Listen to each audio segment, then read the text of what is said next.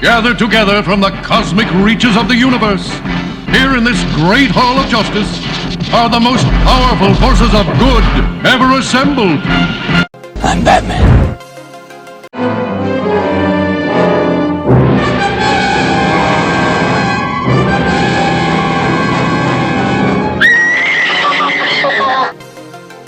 Easy, miss. I've got you. You've got me! Who's got you? Dooby-dooby-doo, where are you? We got some work to do now.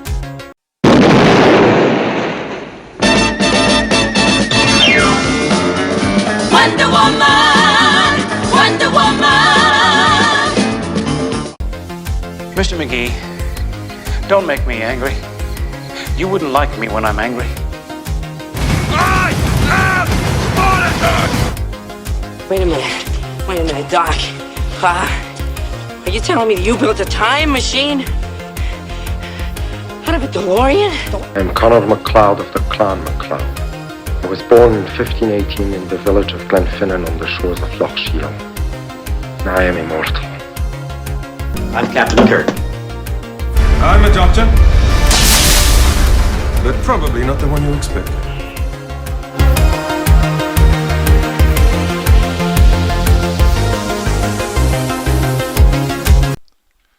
Welcome everyone to a special Geek This Week's presentation. This is another panel from the 2016 Fanboy Expo in Knoxville, Tennessee, and this is the Dukes of Hazzard reunion panel with John Schneider, better known as Bo Duke, also starred as Jonathan Kent on Smallville, and is currently starring in the Tyler Perry TV series The Haves and the Have-Nots. Also is Tom Wopat, better known as Luke Duke, has been in TV series like Longmire and had a role in the movie Django Unchained. Unfortunately, Catherine Bach, who was at the 2016 Fanboy Expo, was unfortunately not at this panel. This panel only has John Schneider and Tom Wopat. But still, sit back and enjoy with the good old boys the Dukes of Hazzard reunion panel with John Schneider and Tom Wopat at the 2016 Fanboy Expo in Knoxville, Tennessee. Give it to John Schneider!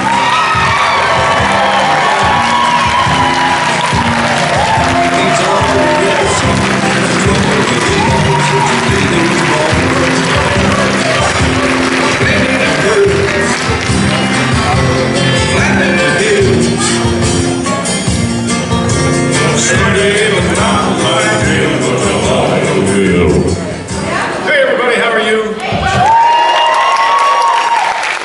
going to answer the first question right away. We have no idea where she is. She's getting her hair done. We always did a thing when we were on the set, you know, Kathy, of course, she was, you know, all that beauty stuff had to be done. John too, but there was no sense in even trying. Yeah, right. Why would you even start? So I always thought it'd be great to be on the, God, what were the girls? The three. You don't call them the girls, they were her. Oh, I'm sorry. Oh, Charlie's Angels. Charlie's Angels. My God, can you imagine waiting on that set for those three to get ready? Technically, it was for those six to get ready. Fascinating. I heard that there was, no, I can't say. Okay. Save it. I was. Well, there was a rumor that their trailers were in a row, and the person in the middle trailer wouldn't get out of the trailer until the last one. It was like, what, did they have nobody wanted to be there first looking out for them? No, I don't know. They didn't have cameras yet back then. I don't know. Any questions? Thank you. See you. Got the first question right over here. Yeah, please. Hi guys, my name's Chuck. Nice to meet you. What's your name? Chuck. Chuck. Yeah. Chuck. Yeah. Ezra. I'll just get right to it. You gonna get right to it? I'm gonna get right to it. All right. Yeehaw. I'll stay. You guys are the Duke Boys, and we are. I want to know: is there any chance we're going to get to see a third reunion movie, or you guys get together for another outing. I think that's what everybody wants to see. That's what we all want to see.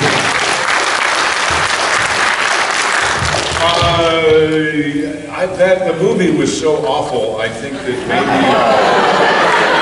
maybe it was the first and final nail in the cinematic coffin of the Dukes. I wish that they... They're not talking about the new one.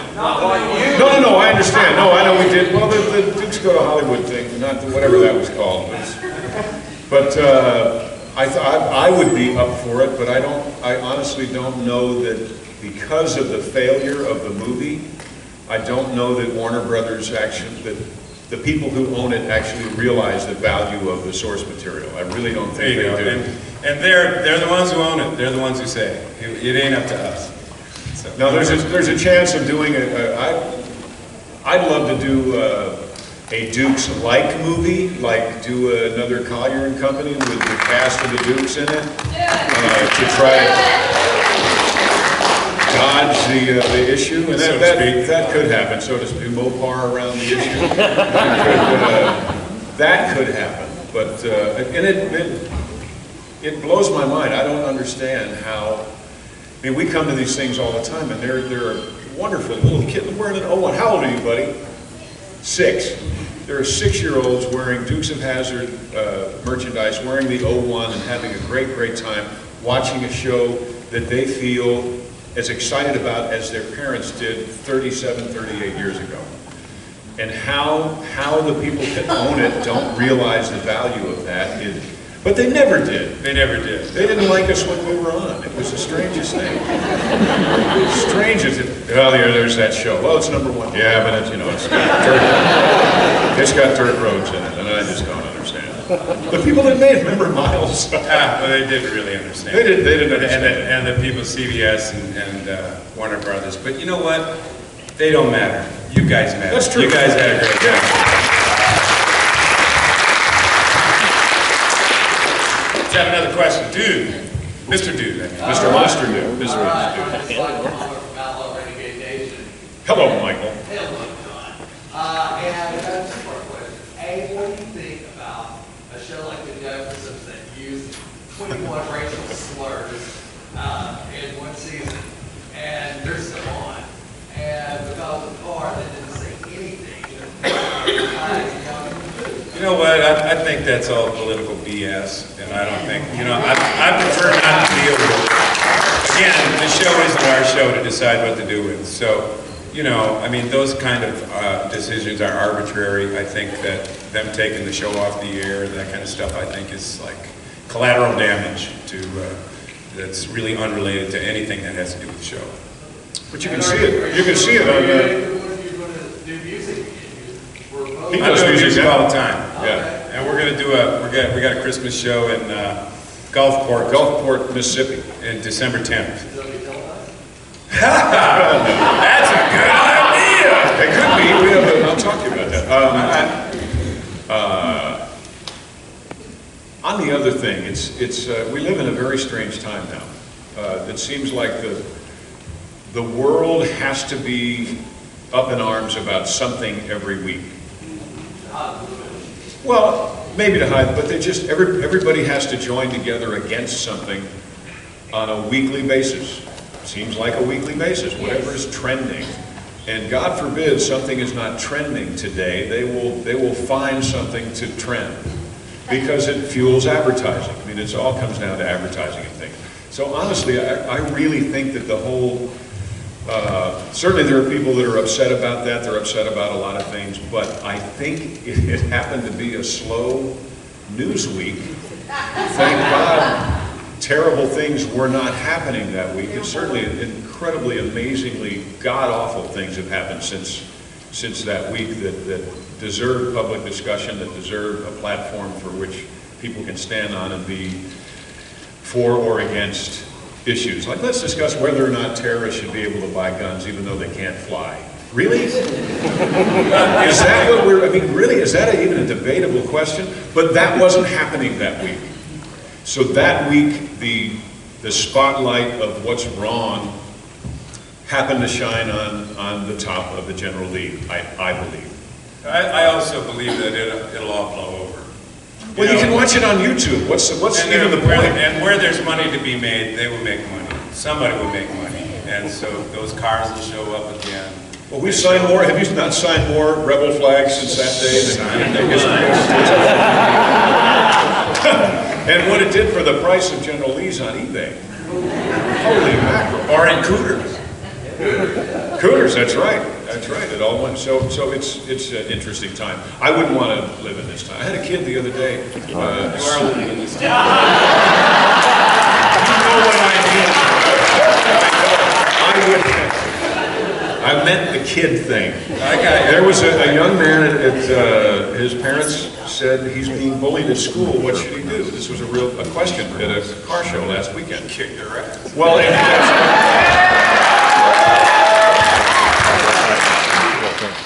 but what if the bully is on the terrorist list and has an AK-47? Yeah, well, there is that. Because I think about that. You know, when you're going down the road and somebody cuts you off, you think, you know, I really like to flip that dude off, but I'm not going to because he might have something in the glove compartment. That's what happened in New Orleans a month or so ago. Anyway. So yeah, we live in a very volatile time.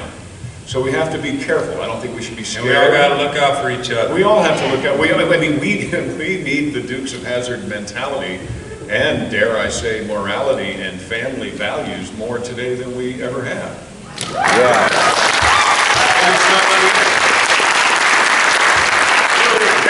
Question. Hi, my name is Billy. I'm from Panama City, Florida. My question is for Mr. Schneider. During your last year on Smallville, Mr. Wopat guest starred on an episode, and there was a lot of Dukes of Hazzard references in that episode. Yeah, was there ever any talk of Miss Bach guest starring on that episode? Say what? Of Catherine coming Yes. on Smallville? Or guest starring on Smallville? Yes, sir. I never heard any. I think it would have been great. I think what happened initially, we did a show called Nicodemus, and for a joke, the editor put Jonathan driving the truck and the Dukes of Hazzard theme was playing. It was just a joke. And then Miles and Al, who created the show, left it in. They loved that. And from that moment on, they talked about wanting to bring Tom on the show. Big mistake. Which ultimately led to my death. Which meant theoretically, on some level, I am not living in this. But I don't think so, but I wish they had, if Jonathan had lived. Well, no, I guess they could have, they brought Dr. Quinn, they had Jane Seymour on there. They did? They did, yeah. I think it would have been great if they had Catherine on there. I mean, if she were hit. What do you think? Great job. All right. Thank you. Careful what you wish for. Got a question right here? Yes. Where are you? Hi, How can I Tom not and find you? John. My name is Mary Ann. I'm from Harriman, Tennessee. I'm a huge fan of the Dukes of Hazzard, but I am also a huge fan, the #1 fan of the have-and-the-have-nots. And my question is for John. I'd like to know if Tyler Perry is planning on bringing out any of the seasons on DVD for the fans. Oh, wow.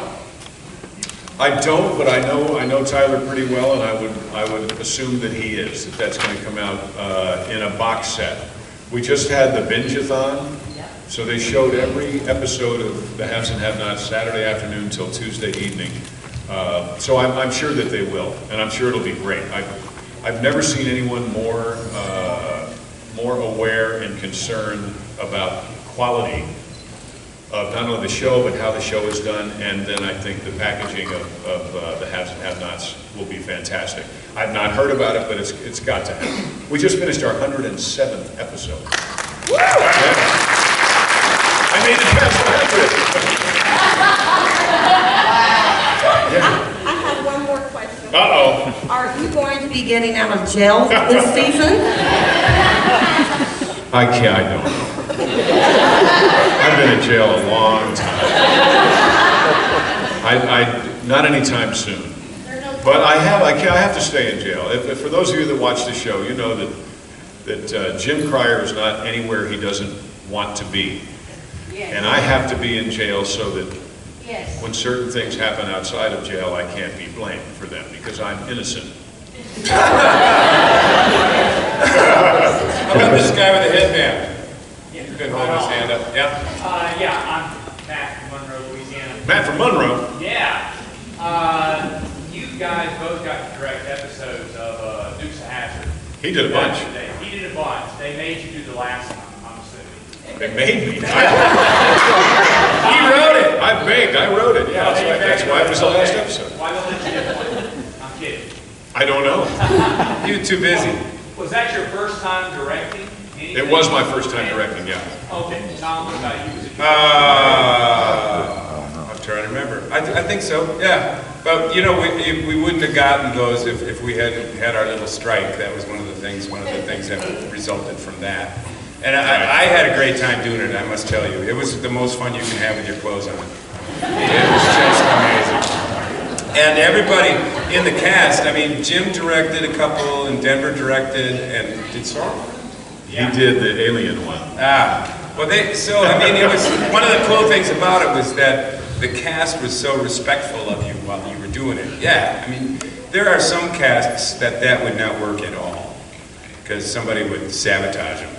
But in our cast, it was close enough that everybody really took care of everybody else. And it was so much fun. What was the hardest lesson you learned by directing when you were first sitting in the director's chair? I think to make sure that you sent Kathy to lunch early so she could get her hair done. Actually, you know who was the slowest one was Sorrel. And Sorrel, yeah, the guy who played Boss Hogg, somebody came and tried to speed him up one day in a chair, and he says, I've got 2 speeds, slow, and you won't believe it.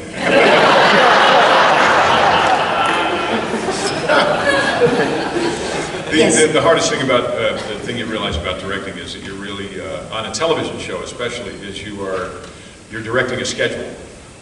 You have to make your day, which means you have to make your morning, which means you have to make your first shot by a certain time. If you get behind, it's darn near impossible to catch up. That's why having the cast be there and helping you out. We could be very helpful to a director, or we could not. And we were very helpful toward. It was a great place to learn. Great place to learn. Finally.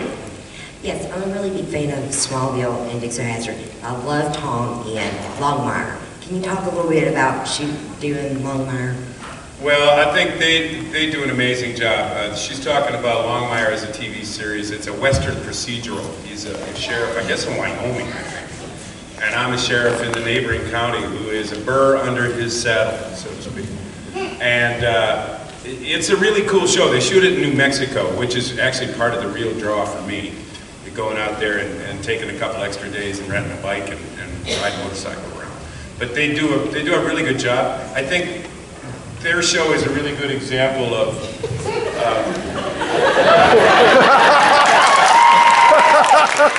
their show is a really good example of television today, in that there's so many different channels that make television series, and they can do really good quality stuff. They do 10 shows a year.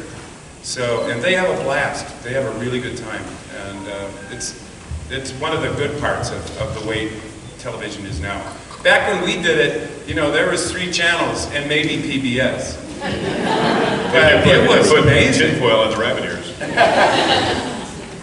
You get things where I had a citation from Louisville that said on this certain Friday night, 78% of the televisions were tuned to Dukes of Hazzard. Wow. This is.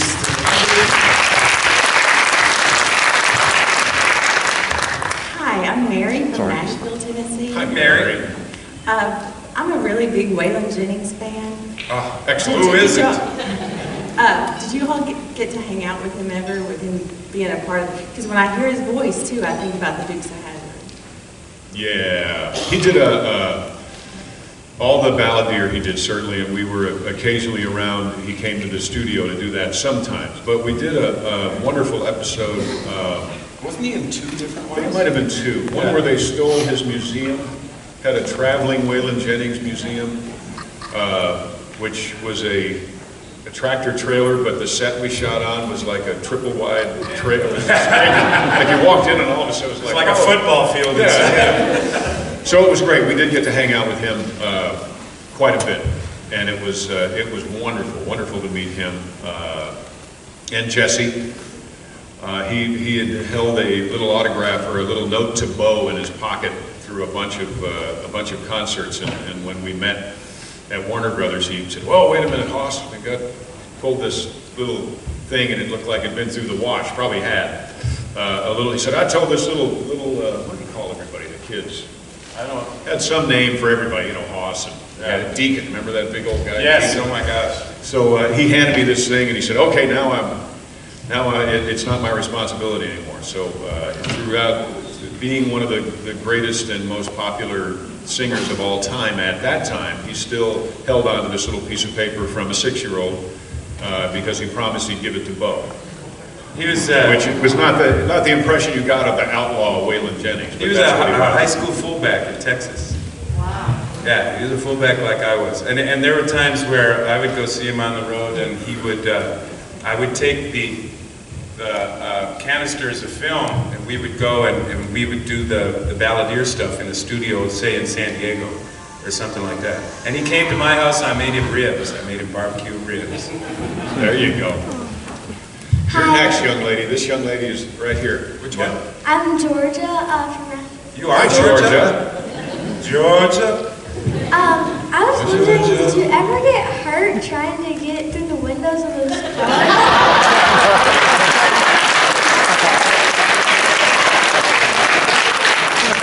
Hardly ever.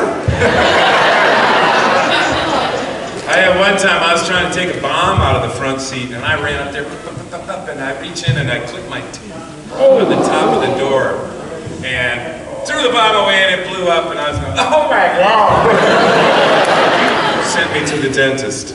The worst part was those little things that the door locks.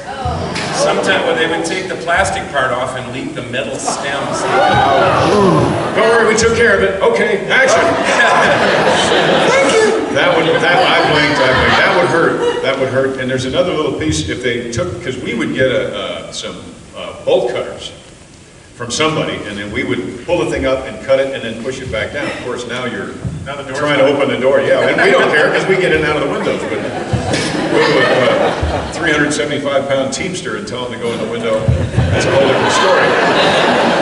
But there's another little piece of stainless steel on there that invariably had just a little burr on it. And all of my jeans that I had, and for several decades after, if I jumped in a car and didn't check that, didn't file it off, I'd have a little tear in the same spot in my jeans the whole time, but not in my skin. He's the only one that got like really damaged. Actually, that first thing where I slid across the hood, I got a 4-inch scar on my forearm from hitting the busted off antenna. There was somebody way out this in the little back. girl, I promise her. Oh, this one over here. Okay.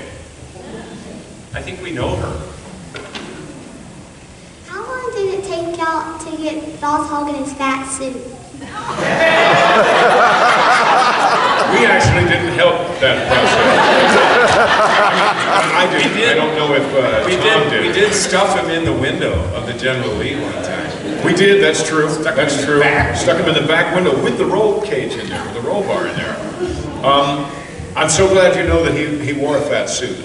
Sorrell was an interesting guy. An amazing actor. Oh yeah, but he was not a fat man. He was more like Tom Bosley. He just happened to have a really big face. And he would wear a shirt that was too small, and he would pull his skin up, and so all of that was him. But the rest of it, the fat suit that he had went all the way down to his wrists. But he was like lifting a fire plug into that gym. He was an amazing We put guy. Lulu in one like that one time too. That's right, but Peggy was real. Peggy was real, and we did. We picked her up and shoved her in the back of that thing. And remember when Boss Hogg and Roscoe were dressed as women? Pigeon-toed and walking down. Oh my gosh. It was great. I miss Sorrell. We were talking about that earlier. Miss them both. We miss We Sorrell. just lost Jim last year. Jimmy now. What you got? Billy from Chattanooga. Hey, Bill. Been a die-hard fan since I was a kid, of course, and had two General Lees. John remembers one of them from the show. But my question is, the only show I never understood where they got the idea to bring the alien in on Strange Visitor to Hazzard. Was that the alien? That was the alien. That was Felix, the alien. Felix played the part. I remember his last name, but Yeah, there were some ideas that were better than others. At the time, I think they had just remade, they did the re-release of Close Encounters of the Third Kind, and Spielberg was on it wasn't even Warner Brothers at that point, it was TBS, the Burbank Studios. And he was everywhere, and I have a feeling that having that vibe around the studio probably caused Miles or somebody to say, hey, let's do an alien, let's do the alien lens and Cause somebody to lose their mind. Yeah, and Sorrell directed that one. Yeah, I remember we were back there on the Waltons part of the back lot, and they had the little ship there with the lights, and thinking, well, this is over.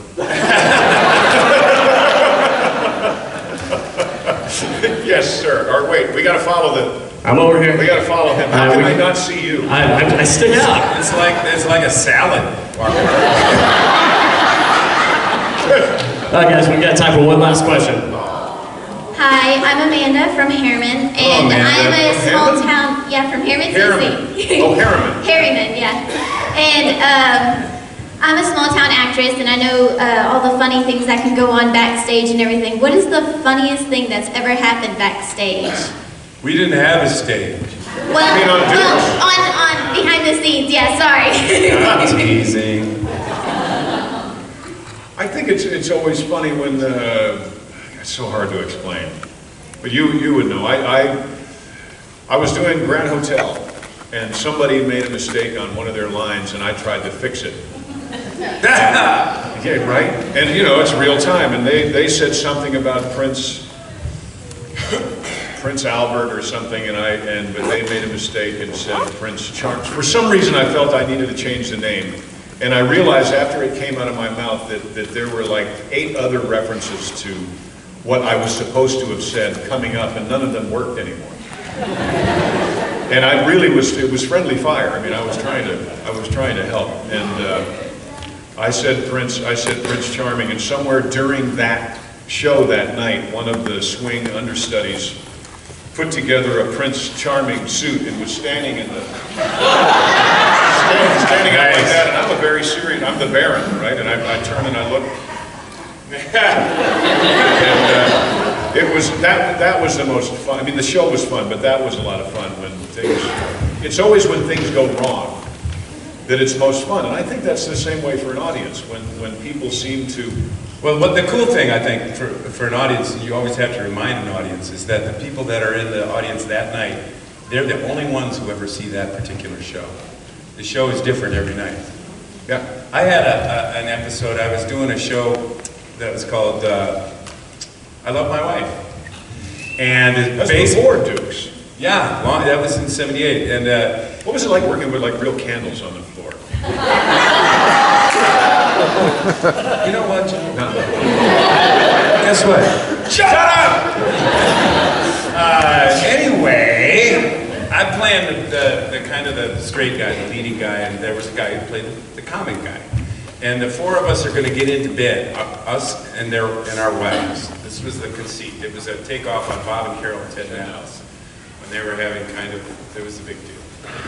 Anyway, so in the second act, there's this scene where he takes off his clothes. He's getting ready to get in bed, but he's so nervous and everything that it takes about 10 minutes. And it makes that a big humorous event. And meanwhile, while he's doing that, everything is rigged so I can just go broop, broop, and get into bed, boom, like that.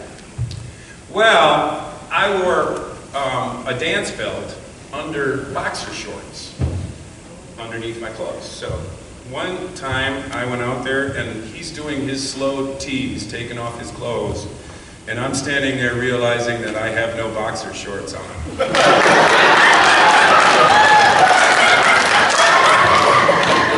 So, he gets done with what he's doing and I think, well, I got a dance belt. So I go boom, boom, to jump into the bed, and all you could see from the audience was the covers just going like this, because everybody was laughing so hard. And the next night I came in, and on my mirror in the dressing room it said, "Remember your panties." That's all we got time for. Thank you so much. Ladies and gentlemen, keep it going. It's time for your production. And a lovely everybody. Spirit. Don't forget to stop by the table, get some autographs, shake some hands, kiss some babies. Also going to be doing their photo op here.